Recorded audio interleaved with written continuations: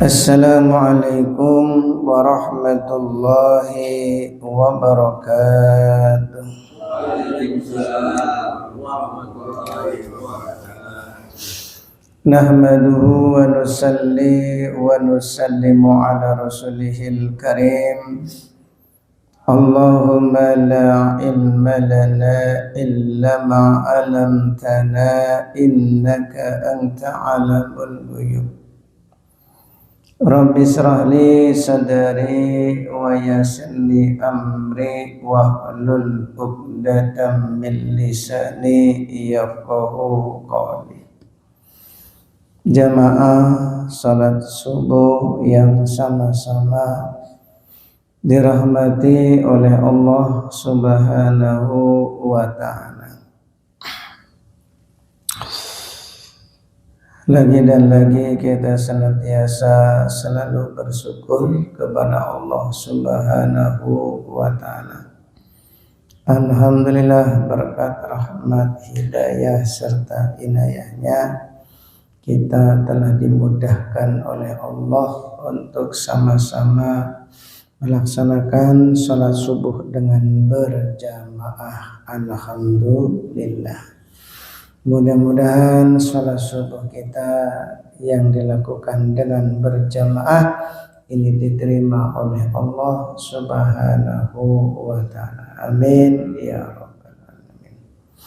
Kemudian bukan hanya itu saja, kita telah diberi kekuatan oleh Allah untuk sama-sama duduk dalam majelis ilmu. Mudah-mudahan duduknya kita di majelis yang mulia ini Allah mudahkan langkah kita menuju surganya Allah Subhanahu wa ta'ala. Amin ya rabbal alamin. Hadirin yang dimuliakan oleh Allah Subhanahu wa ta'ala, kita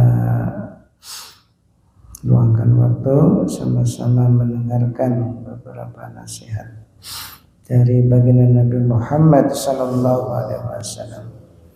Al-maqalatu rabi'atu wal isruna, maqalah yang ke-24. Al-Fatihah. A'udzu billahi minasyaitonir rajim. Bismillahirrahmanirrahim. Alhamdulillahi rabbil alamin arrahmanir rahim maliki yaumiddin. Iyyaka na'budu wa iyyaka nasta'in ihdinas siratal mustaqim siratal ladzina an'amta 'alaihim ghairil maghdubi 'alaihim waladdallin. Bismillahirrahmanirrahim. Qala Nabi sallallahu alaihi wasallam, bersabda baginda Nabi Muhammad sallallahu alaihi wasallam, aslu jami'il khataya hubbud dunya. Bermula dari semua kesalahan, hubbud dunya adalah cinta dunia, atau sumber dari semua kesalahan ataupun dosa adalah cinta dunia. Artinya wahiyya mazada anil hajah. Imam Nawawi menjelaskan wahiyya yang dimaksud hubbud dunya, cinta dunia, adalah mazada anil hajah, yaitu perkara yang lebih daripada kebutuhannya. Itu namanya cinta dunia. Kalau orang itu menginginkan lebih daripada kebutuhannya, biasanya enggak peduli halal haram hantam. Ini gara-gara orang itu cinta terhadap dunia. Nah, cinta dunia ini umum. Gila harta, gila jabatan, terus gila wanita. Gara-gara gila jabatan, enggak peduli cucu baginda Nabi Muhammad sallallahu alaihi wasallam bernama Sayyidina Husain itu dipotong lehernya. Masya Allah, cucu baginda Nabi, gak memandang itu adalah cucu Nabi. Ya, karena orang itu gila jabatan sampai nggak peduli, nggak kepikir, nggak sadar. Jadi namanya gila itu nggak sadar. Sadar-sadarnya ketika sudah redam itu baru mereka menangis. Tapi semua yang terlibat pembunuhan Sayyidina Husain semuanya matinya mengenaskan. Bahkan ada yang mati kebakaran sampai menyelam ke dalam air itu pun masih kebakar. Nyelam dalam air seharusnya padam, enggak. Karena kualat ya, cucu baginda Nabi Muhammad SAW itu dipotong lehernya di Karbala, kepalanya diarak-arak sepanjang jalan. Ya, semua yang terlibat itu matinya su'ul khotimah, naudzubillah. Ya, su'ul adab. Itu semuanya gara-gara gila jabatan. Ya, mereka sadar-sadar menangis itu ya ketika sudah redam ya masa tegang saat itu baru mereka menangis, tapi kan terlambat. Tapi ini memberikan pelajaran ya. Namanya gila itu kan nggak sadar, betul nggak? Nggak sadar, gila jabatan tuh nggak sadar. Entah itu teman, jangankan teman, saudara pun nggak peduli. Ya. Begitu juga gila harta. Orang kalau sudah gila harta, jangankan orang lain, orang tua sendiri pun tega dibunuh oleh anaknya. Itu gara-gara gila harta. Apalagi sesama saudara, tidak peduli ya haknya diambil atau tidak, yang penting bagian dia lebih banyak. Itu semua gara-gara cinta dunia, yaitu cinta harta. Kalau dalam hati seseorang itu ada kecintaan terhadap dunia, itu sulit untuk menjadikan orang itu baik. Sulit. Walaupun ya dekat dengan Nabi seperti pengikutnya siapa? Nabi Isa alaihi salam. 3 orang jadi santrinya Nabi Isa alaihi salam. Ngikut 3 orang itu. Di tengah perjalanan 3 orang ini melihat satu bongkahan emas sebesar kepala. Maka kata Nabi Isa alaihissalam menasihati, jangan kamu ambil itu emas. Ya awalnya 3 pengikutnya ini nurut apa yang dikatakan oleh Nabi Isa alaihi salam, nggak mau diambil. Tapi 3 orang ini berjalan di belakang Nabi Isa, berjalannya pelan-pelan. Sekiranya Nabi Isa sudah jauh, 3 orang itu balik lagi mengambil bongkahan emas tadi yang sebesar kepala. Setelah diambil itu emas, 3 orang ini bermusyawarah. Ini emas cuma 1 nih, kita bagi menjadi 3. Lumayan ini. Namanya sebesar kepala atau sebesar kelapa itu beratnya lumayan. Kalau dibagi 3 itu berapa miliar itu? Mungkin triliunan. Karena berapa kilo itu. Nah, mereka sebelum dibagi menjadi 3 musyawarah dulu. Bagaimana kalau sebelum emas ini kita bagi, kita makan-makan dulu. Wah, gayanya makan-makan dulu. Siapa yang cari makan? Maka diusulkan ya yang cari makan itu 2 orang. Yang 1 menjaga emas tadi, dijaga. Yang 2 cari makan. Ketika yang 2 ini mencari makan, berpikir dia sambil berjalan dengan temannya, itu emas cuma 1. Kalau dibagi 3 ini nanti jadi dikit. Nah ini orang padahal bagi 3 udah cukup ya, betul nggak? Tapi kalau udah cinta dunia masih kurang, Orang tuh kalau udah cinta dunia seperti penyakit busung. Yang busung nggak ada kenyang-kenyangnya, atau seperti orang yang minum air laut. Itu nggak akan menghilangkan rasa dahaga, haus aja. Maka 2 orang ini ketika mencari makan berpikir, bagaimana kalau emas itu kita bagi 2 saja. Yang 1 nanti kita bunuh, tikam dari belakang. Bukan, salah. Yang 2 ini berpikir, ya kita cari makan, setelah itu makan itu kita bubuhi dengan racun. Nanti begitu kita nanti sampai, bilang suruh dia makan duluan, ya suruh dia makan duluan. Ya, betul nggak nih ceritanya? Saya agak lupa nih. Betul ya? Ya apa? Ya betul. Kemudian setelah dua orang ini mencari makan, setelah kembali itu makan itu sudah dibuburi racun. Nah, ketika sampai di sana itu ternyata terbalik, yang mencari makan itu satu orang, yang dua orang itu menjaga emas. Yang cari makan satu orang, yang satu orang ini berpikir itu emas dibagi 3, nanti bagian saya ini sedikit, lebih baik saya cari makan, makanan itu dikasih racun. Begitu kembali, ya ternyata satu orang ini yang cari makan ditikam oleh dua orang tadi, dibunuh. Jadi dibunuh sampai mati. Nah, dua orang ini dia bangga, senang. Wah, ini emas cuma bagi 2 nih. Emas dibagi 2. Maka sebelum dibagi dia makan dulu. Begitu makan ternyata dua-duanya juga mau. Nah, ini serakah. Satu contoh ya. Ini dalam kisah pelajaran bahwa orang itu kalau udah cinta dunia, walaupun dekat dengan Nabi, itu sulit untuk jadi baik.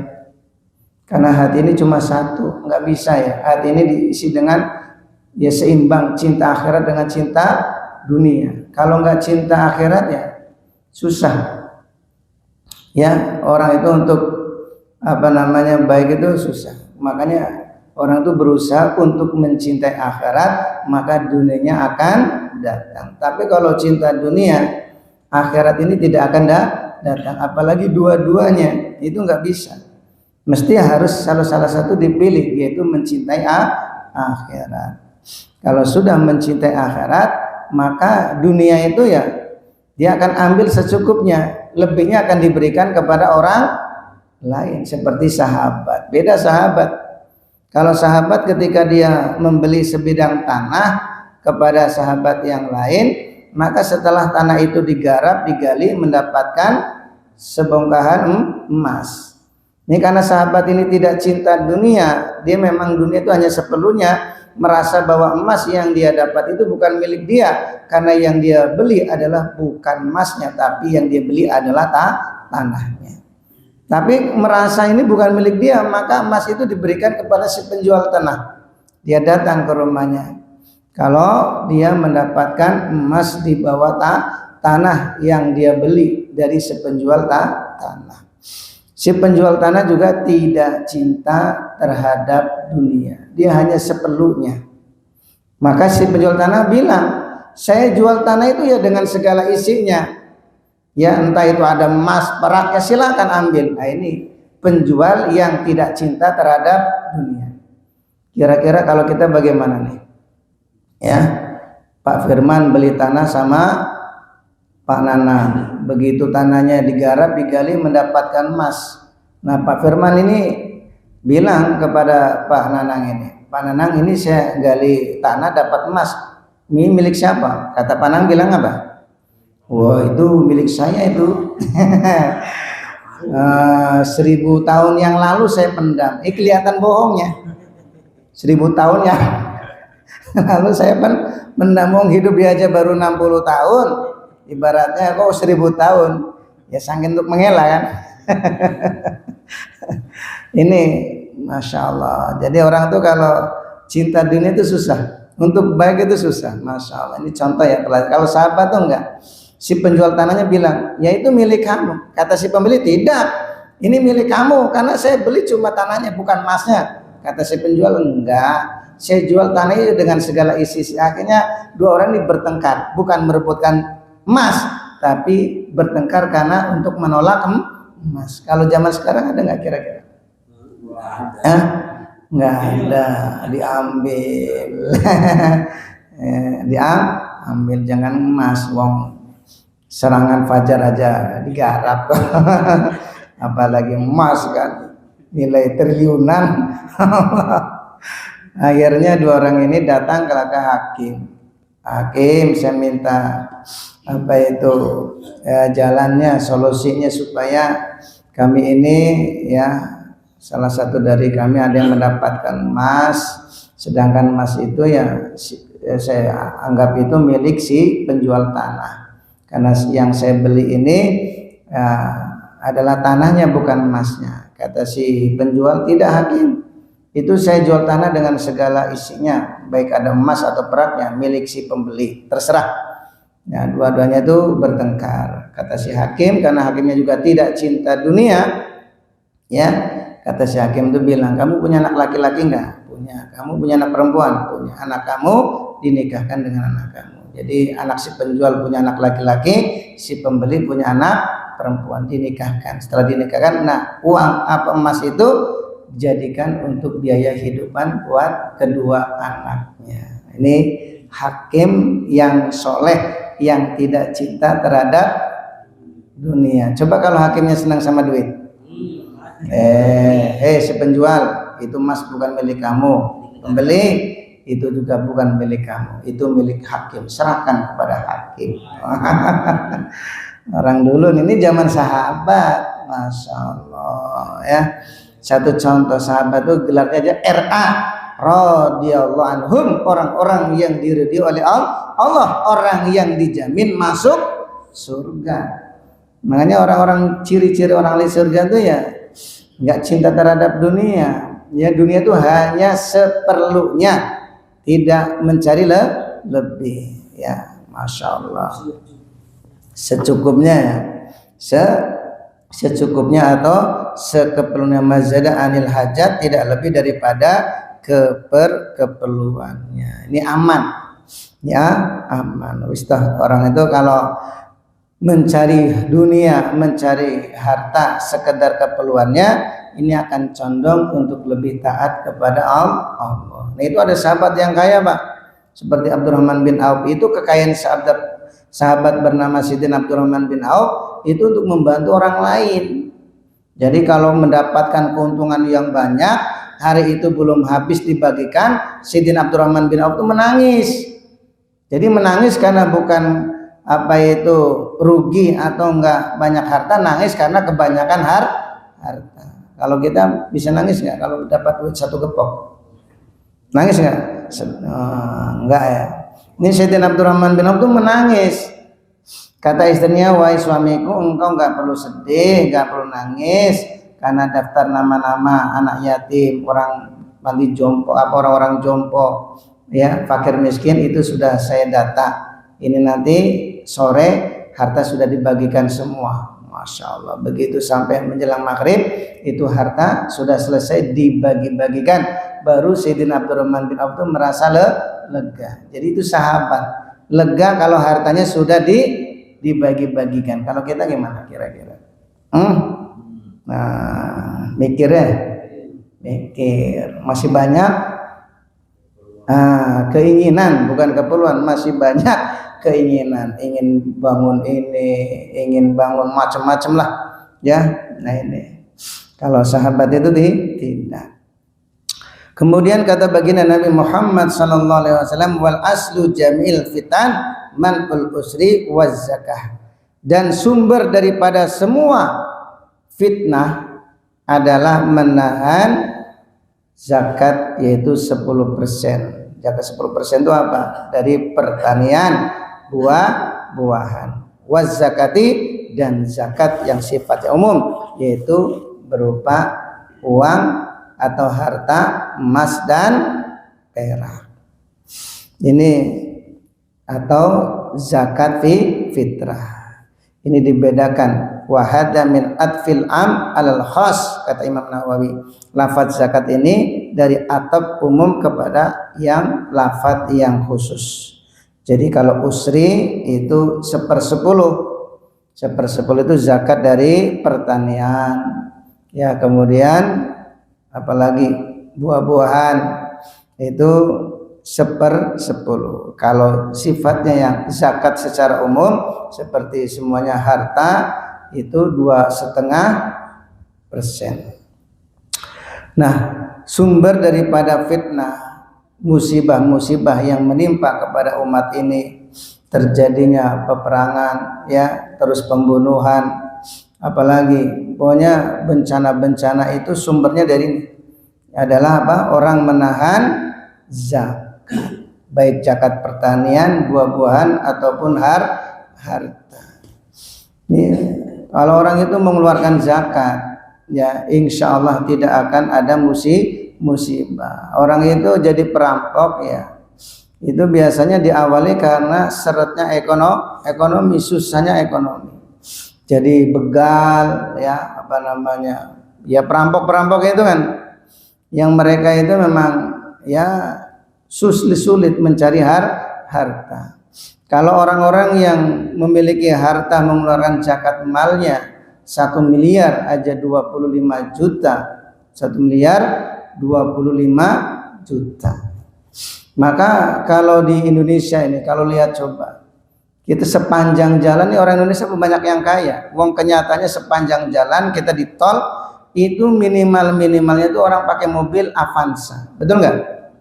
Minimal ya, mobil-mobil yang kayak Zebra tuh nggak ketemu lagi sekarang. Terus apalagi selain Zebra yang kecil itu,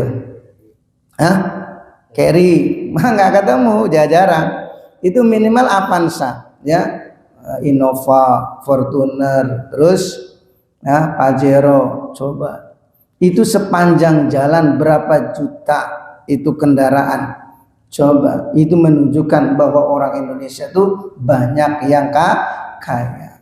Kalau yang kaya ini mau mengeluarkan zakat malnya 2,5%, maka ya orang itu bisa mencukupi orang-orang yang tidak memiliki harta. Para pejabat uangnya sampai 50M, 100M. Kalau 100M itu berapa juta itu 2,5%. Ya punya banyak gitu aja ya. Yang penting banyak. Ya, bila Celengkrang ini kan ya banyak yang kaya juga. Kalau Celengkrang ini mengeluarkan zakat malnya itu bisa mencukupi biaya orang miskin selama 1 tahun. Makanya Allah tidak menciptakan kemiskinan, ya. Allah menciptakan kekayaan dan Allah menciptakan kecukupan. Dalam ayat Allah tidak menciptakan kemiskinan. Orang itu menjadi miskin karena yang kaya tidak mau mengeluarkan zakat. Jadi ulah manusia itu sendiri. Sampai dalam satu negara orang itu sampai mati kelaparan itu karena pemimpinnya yang zalim.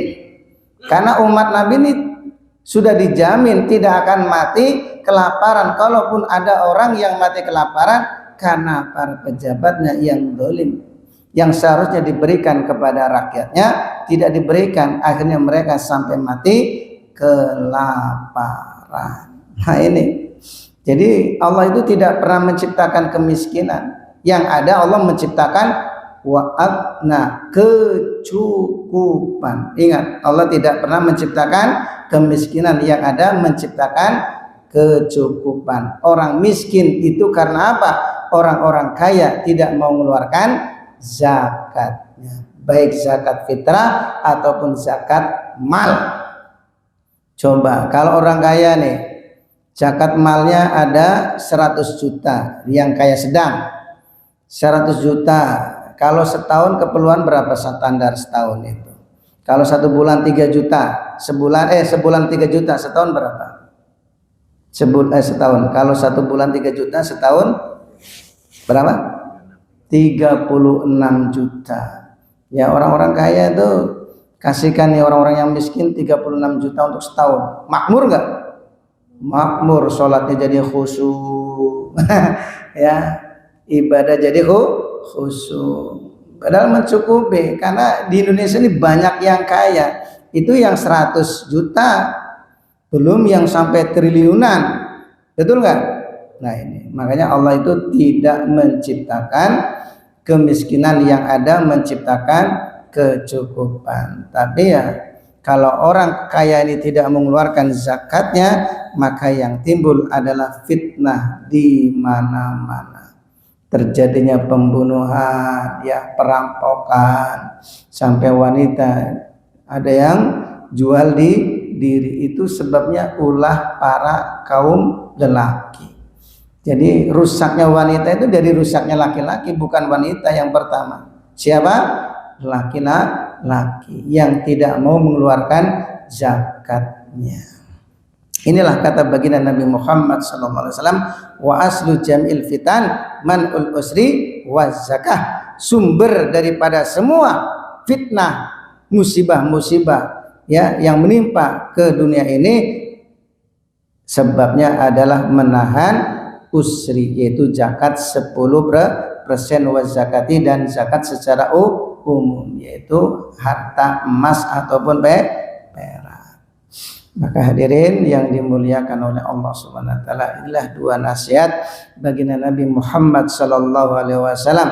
Kalau betul-betul diamalkan, maka maka seluruh umat Islam ini akan menjadi jaya dunia dan akhirat. Yang pertama itu ya, kalau orang itu selamat kalau tidak cinta terhadap dunia.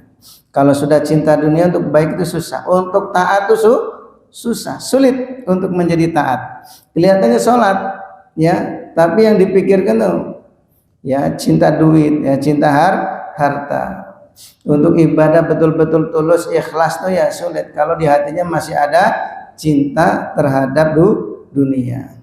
Diajak untuk istighosah susah, diajak untuk berjamaah susah, diajak untuk taklim susah, karena di hatinya masih ada kecintaan terhadap dunia, termasuk ingin ada pengakuan ya.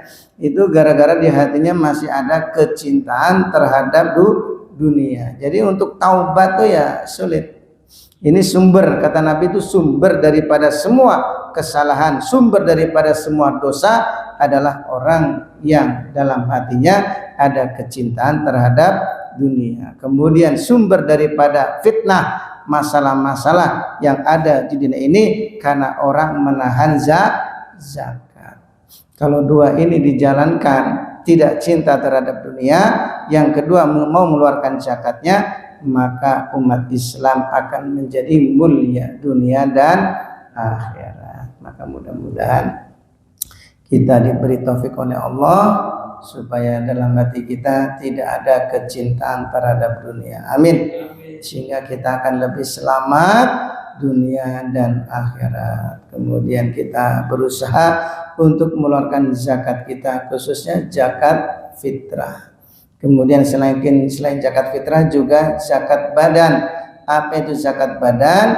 Yaitu untuk menzakati 360 persendian yang ada dalam tubuh kita, yaitu dengan 4 rakaat sholat isyraq atau duha awal. Insyaallah ya. Itu untuk zakat badan kita. Kalau zakat harta saja harus dikeluarkan zakatnya, apalagi badan yang sehat. Harta dengan badan sehat lebih berharga mana? Badan yang sehat. Kalau harta saja wajib dizakati, apalagi badan itu harus dizakati. Zakatnya badan untuk 360 persendian yang ada dalam tubuh kita, itu zakatnya adalah 4 rakaat isyraq atau duha awal. Kalau kita nggak sempat isyraq, paling tidak pulang ke rumah menyempatkan sholat duha 4 rakaat, dengan harapan badan kita yang kita zakati sampai akhir hayat kita ini dalam keadaan tubuhnya masih utuh. Amin. Nah, orang itu kan mati kan macam-macam, ada yang kakinya hilang, patah atau dipotong, ya macam-macam. Ya, kita harapan kita meninggal dunia itu dalam keadaan tubuh kita masih normal. Di antaranya kalau orang itu mau mengeluarkan zakatnya, yaitu 4 rakaat sholat isyraq atau duha awal. Insyaallah. Subhanallah wa bihamdihi, subhanallah wa bihamdika, asyhadu an la ilaha illa anta, astaghfiruka wa atubu ilaik. Wassalamualaikum warahmatullahi wabarakatuh.